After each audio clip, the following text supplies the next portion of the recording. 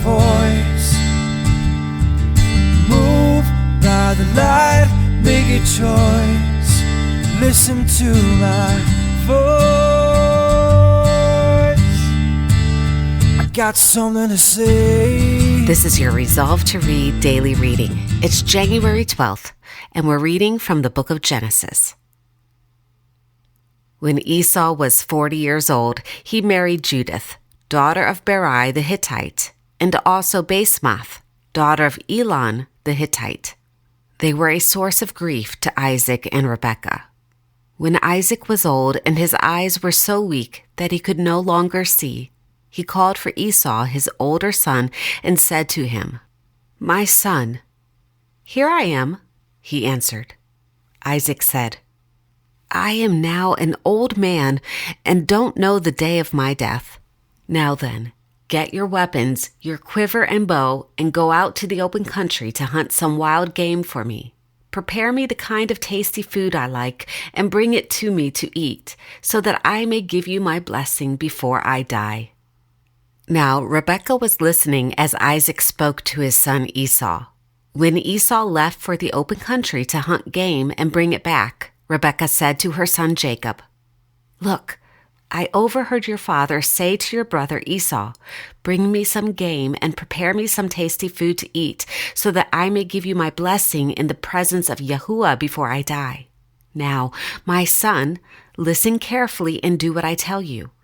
Go out to the flock and bring me 2 choice young goats, so I can prepare some tasty food for your father, just the way he likes it. Then take it to your father to eat, so that he may give you his blessing before he dies." Jacob said to Rebekah, his mother, "But my brother Esau is a hairy man, and I am a man with smooth skin. What if my father touches me? I would appear to be tricking him and would bring down a curse on myself rather than a blessing."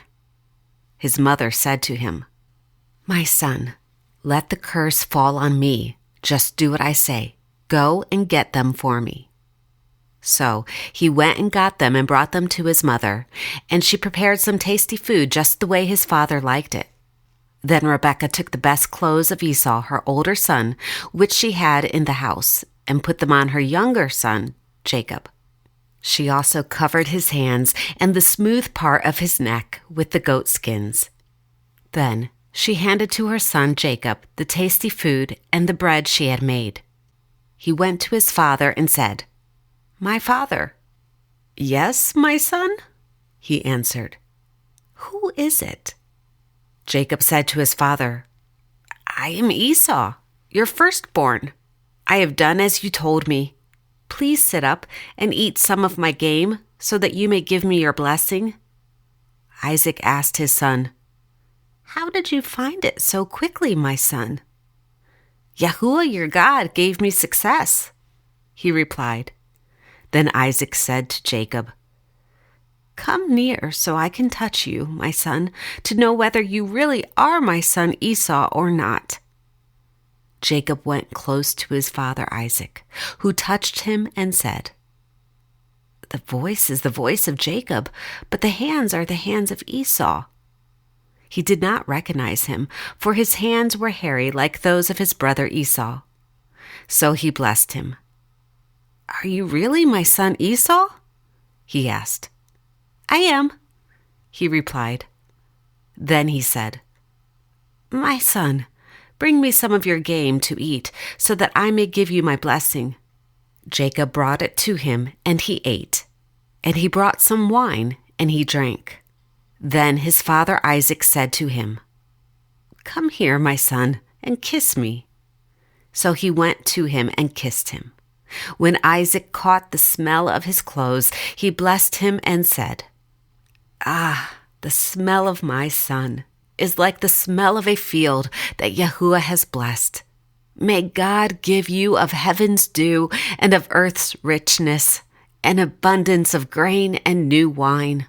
May nations serve you and peoples bow down to you. Be Lord over your brethren, and may the sons of your mother bow down to you. May those who curse you be cursed, and those who bless you be blessed." After Isaac finished blessing him, and Jacob had scarcely left his father's presence, his brother Esau came in from hunting. He too prepared some tasty food and brought it to his father. Then he said to him, "My father, sit up and eat some of my game so that you may give me your blessing." His father Isaac asked him, "Who are you?" "I am your son," he answered, "your firstborn son, Esau." Isaac trembled violently and said, "Who was it then that hunted game and brought it to me? I ate it just before you came, and I blessed him, and indeed he will be blessed." When Esau heard his father's words, he burst out with a loud and bitter cry and said to his father, "Bless me too, my father." But he said, "Your brother came deceitfully and took your blessing." Esau said, "Isn't he rightly named Jacob? He has deceived me these 2 times. He took my birthright, and now he's taken my blessing." Then he asked, "Haven't you reserved any blessing for me?" Isaac answered Esau, "I have made him lord over you, and have made all his relatives his servants, and I have sustained him with grain and new wine. So what can I possibly do for you, my son?" Esau said to his father, "Do you have only one blessing, my father? Bless me too, my father." Then Esau wept aloud. His father Isaac answered him, "Your dwelling will be away from the earth's richness, away from the dew of heaven above. You will live by the sword, and you will serve your brother. But when you grow restless, you will throw his yoke from your neck." Esau held a grudge against Jacob because of the blessing his father had given him. He said to himself, "The days of mourning for my father are near, and then I will kill my brother Jacob." When Rebekah was told what her older son Esau had said, she sent for her younger son Jacob and said to him, "Your brother Esau is consoling himself with the thought of killing you. Now then, my son, do what I say.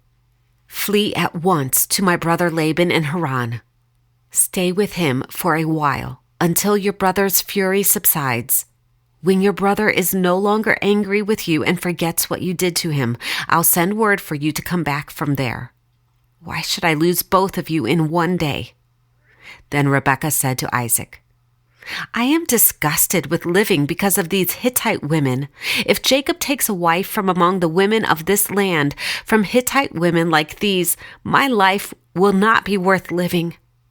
So Isaac called for Jacob and blessed him and commanded him, "Do not marry a Canaanite woman. Go at once to Padan Aram, to the house of your mother's father Bethuel. Take a wife for yourself there, from among the daughters of Laban, your mother's brother. May God Almighty bless you and make you fruitful and increase your numbers until you become a community of peoples. May he give you and your descendants the blessings given to Abraham, so that you may take possession of the land where you now live as an alien, the land God gave to Abraham." Then Isaac sent Jacob on his way, and he went to Padan Aram, to Laban son of Bethuel, the Aramean, the brother of Rebekah, who was the mother of Jacob and Esau. Now Esau learned that Isaac had blessed Jacob and had sent him to Padan Aram to take a wife from there, and that when he blessed him, he commanded him, "Do not marry a Canaanite woman," and that Jacob had obeyed his father and mother and had gone to Padan Aram. Esau then realized how displeasing the Canaanite women were to his father Isaac. So he went to Ishmael and married Mahalath, the sister of Nebaioth, the daughter of Ishmael, son of Abraham, in addition to the wives he already had. Jacob left Beersheba and set out for Haran. When he reached a certain place, he stopped for the night because the sun had set. Taking one of the stones there, he put it under his head and lay down to sleep. He had a dream in which he saw a stairway resting on the earth with its top reaching to heaven, and the angels of God were ascending and descending on it.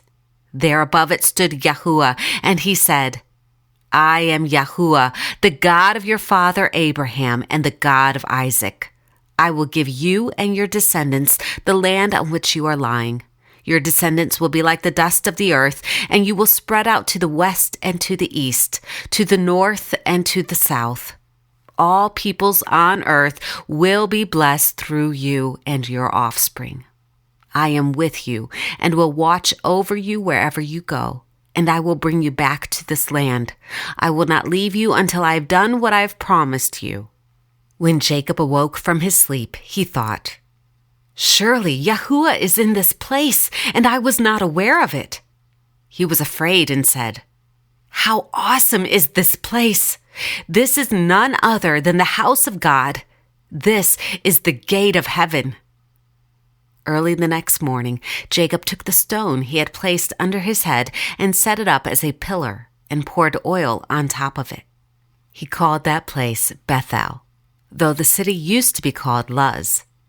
Then Jacob made a vow, saying, "If God will be with me and will watch over me on this journey I am taking, and will give me food to eat and clothes to wear so that I return safely to my father's house, then Yahuwah will be my God. And this stone that I have set up as a pillar will be God's house. And of all that you give me, I will give you a tenth." This is the word of Yahuwah. Thanks be to God.